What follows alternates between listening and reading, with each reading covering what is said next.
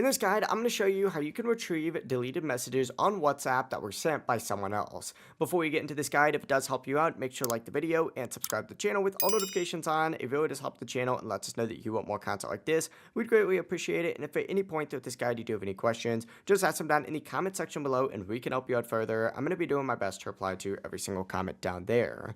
Begin by opening up the WhatsApp app on your phone.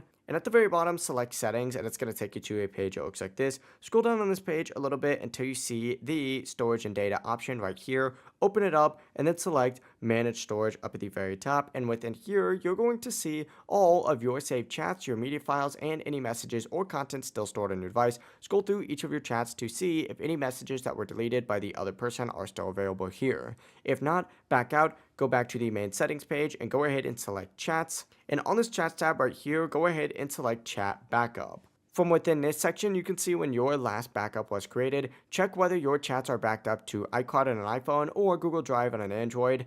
And if the message was deleted after your last backup, there is a chance that it still can be recovered. Back out to the chat section again, go to export chat, find the chat on here, and go ahead and choose whatever one that you want to export. However, if it's still not there, back out again and go into the account tab right here, select request account info and hit request info up at the very top right below account information. This will take some time, but this report will include account details, message related data, and chat activity linked to your account.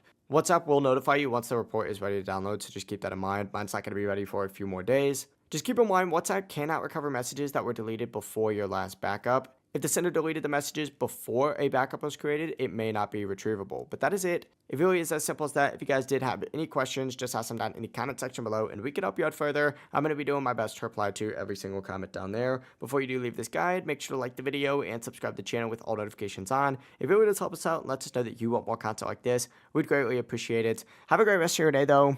Peace.